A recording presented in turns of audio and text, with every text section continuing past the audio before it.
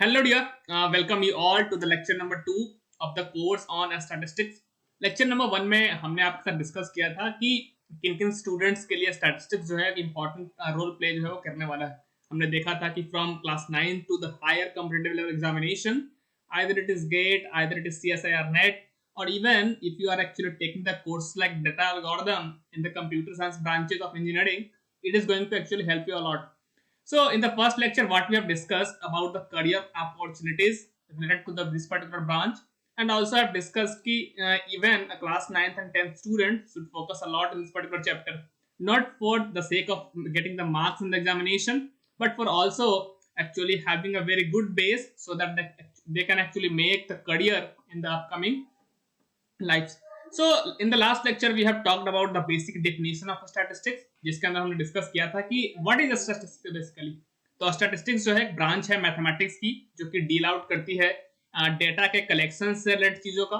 उसके बाद हम डेटा को कलेक्ट कर करके प्रॉपर मैनर में ऑर्गेनाइज करते हैं और फिर उसके बाद हम क्या करते हैं उस डेटा को एनालाइज करके what we do actually is we take some important decision related to the growth of ourselves, or if you are actually working in a company, you can actually look at out the factors which are actually not going into the favor and take some important decisions regarding that not coming favor factor into your favor factor, so that actually it may result in the benefit of your company actually.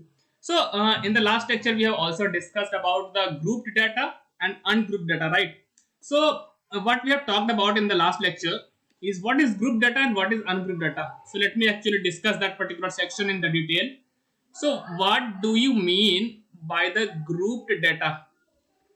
तो group data हमने discuss किया था कि अगर आपको data जो है, if data is mentioned in a interval, है ना, कि अगर डेटा जो है इंटरवल के अंदर अगर मेंशन कर दिया जाए तो हम बोलते हैं कि okay we have been provided the so called group data. Just for example कि हमारे पास एक बैट्समैन है हमारे पास, ठीक है ना, हमारे पास नहीं मतलब कोई भी एक पर्टिकुलर टीम के लिए खेलता है. Let's suppose that batsman is so called Virat Kohli, है ना, one of the leading batsman of the Indian team. So let's suppose we take the stats of the five matches, actually five ODI matches if he plays in a particular series. Let's against any team. Let's suppose it is he is playing against the Australia team, right? So let's suppose he has scored like 78, 105, sometimes actually leading to some low scores, and sometimes ducks as well, and 89 as well. So these are the five random scores that I have taken out. We have talked about 5 match series against a particular team, and what we done is okay, so Virat Kohli scored 89 runs, 78 runs, 105 runs, and 28 and 0 runs actually duck in 5 matches. So what type of data is this? This type of data is actually ungrouped data. Ungrouped data, why? Because I have actually mentioned each and every data discretely, separately actually, right? So this is a category of ungrouped data we are talking about.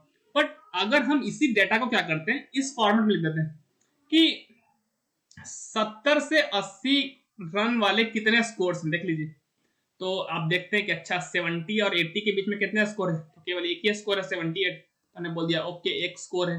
फिर मैं बोलता कि 80 से 90 के बीच में कितने score है, तो आप इस डेटा को देखते और अब बोलते कि अच्छा 80 और 90 के बीच में एक ही स्कोर है, तो हम बोलते कि ओके एक ही स्कोर है. फिर मैं पूछता कि 90 से 100 में कितने स्कोर है, would say okay no score. If I have asked you कि 20 से 30 इंटरवल में 30 रन के इंटरवल में कितने स्कोर हैं, तो आप बोलते कि अच्छा 20 30 में एक ही स्कोर है 28, तो आप बोल देते कि अच्छा एक स्कोर है. और अगर आपसे कोई पूछता कि 100 से 110 में कितने स्कोर हैं, देन 1 स्कोर. तो अगर इस तरह से डेटा रिप्रेजेंट कर दिया जाए, मतलब ये कि डिस्क्रीट वैल्यू ना दे करके आपको फ्रीक्वेंसी के टर्म में चीजें बताई जाए, मतलब ये कि कितने इस इंटरवल में कितने बार रन बने हैं, इस इंटरवल में कितने बार रन स्कोर किए गए, तो उस तरह के डाटा को हम क्या बोलते हैं, अनग्रुप डाटा. तो आई होप मैं इसको अच्छे से एक्सप्लेन कर पाया हूँ आपको कि ग्रुप डाटा किसे कहते हैं और अनग्रुप डाटा किसे कहते हैं. अनग्रुप डाटा को हम डिस्क्रीट डाटा से नाम से भी जानते हैं, ये ध्यान रखिएगा कि ungroup data is basically also known as discrete data. So ये कुछ बेसिक सा डाटा का क्लासिफिकेशन था जो हमने आपको समझा दिया है. Now let's move to the calculation of some mean, median and mode related to the data. तो सबसे पहले हम मीन सीखेंगे कैलकुलेट करना एक डिस्क्रीट डाटा के लिए, फिर हम उसके बाद ग्रुप डाटा के ऊपर जाएंगे, कि अगर एक ग्रुपिंग करके डाटा आपको दी जाए तो उसका मीन कैसे निकालते हैं। तो अगर आपको डिस्क्रीट डाटा दे दिया जाए ना, तो मीन के लिए आप फॉर्मूला यूज कर सकते हैं कुछ इस तरह से कि mean of a discrete data, मतलब आपको डाटा अलग अलग करके दे दिया गया है, तो अगर आपको उसका मीन निकालना है ना, तो आप क्या करेंगे, sum of all observation upon so called total number of observation. Got the point. मतलब ये कि जो भी ऑब्जर्वेशन आपको दी जाए, आप क्या करेंगे, उन ऑब्जर्वेशंस का सम करेंगे और उसको डिवाइड कर देंगे टोटल नंबर ऑफ ऑब्जर्वेशन से।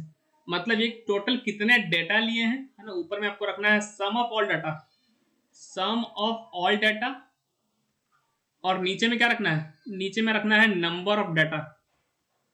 ठीक है, तो ये रखना है। जैसे एग्जांपल्स के लिए जो हमने पीछे एग्जांपल लिया था विराट कोहली वाला, कि विराट कोहली ने एक 5 मैच की ओडीआई सीरीज खेली, है ना, 5 मैच ओडीआई सीरीज खेली, और उसके अंदर जो रन्स उसने बनाए थे, आई थिंक वो 0 मैंने लिए हैं, 28 लिए हैं, एक 89 स्कोर भी लिया था और एक 105 लिया था, और आई थिंक एक 78 था। Let me just check it out. तो जो स्कोर्स उसके थे दैट इज 0, 28, 78, 89 एंड 105, है ना, 0, 28 and then 78 and 105 in 89।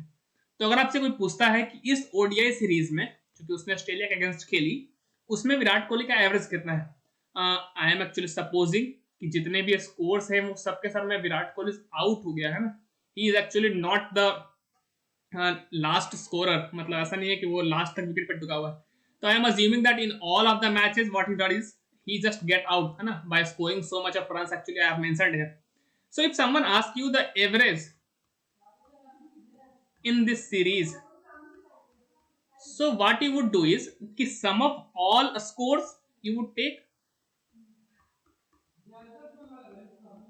upon you would take total number of matches, right? कि एवरेज का मतलब ही क्या होता है कि पर मैच कितने स्कोर किए, तो सारे स्कोर को ऐड कर लो और उसको टोटल नंबर ऑफ मैचेस से क्या कर लो, डिवाइड कर लो। तो अगर आप कैलकुलेट करेंगे ये, तो 0 ये प्लस 28 प्लस 89 प्लस 105 प्लस 78, और चूंकि 5 मैच की सीरीज है तो डिवाइड बाई 5, ऐड करो जल्दी जल्दी, देखो कितना आता है।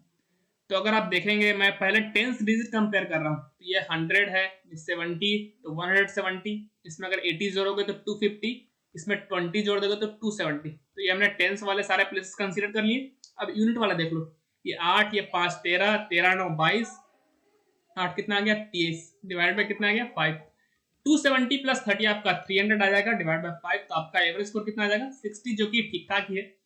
From a batsman like Virat Kohli we can expect so much of runs in a particular single match, right?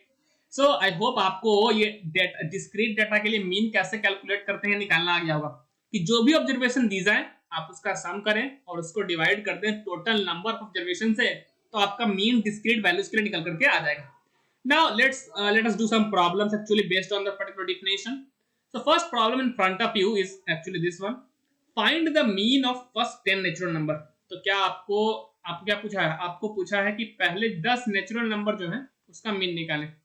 तो क्या आपको फर्स्ट 10 नेचुरल नंबर पता है? अरे भैया इतना तो पता होना चाहिए ना, कि पहले 10 है ना, हिंदी में इसको प्राकृत संख्या बोलते हैं, कि नेचुरल नंबर की डिफिनेशन ही होती है counting numbers are called natural numbers. तो सबसे पहले हम 1 से काउंट स्टार्ट करते हैं, 1 2 3 4, नहीं यहाँ पे फर्स्ट 10 लिख दो, यहाँ पे फर्स्ट 10 नेचुरल नंबर, तो 5 6 और कहां तक जाएगा ये 10 तक। तो टोटल नंबर ऑफ ऑब्जर्वेशन कितना है आपके 10। तो अगर आपको मीन निकालना है ना, मीन ऑफ फर्स्ट 10 नेचुरल, है ना, mean of first 10 natural number, तो अगर आपको ये कैलकुलेट करना है तो आप क्या करेंगे, आपको सबका सम करना है। तो ऑब्जर्वेशन क्या क्या है, 1 है, फिर 2 है, फिर 3 है, फिर 4 है, सिमिलरली इस तरह से 6 then 7 then 8 then 9 and then 10, divide by how much, divide by 10।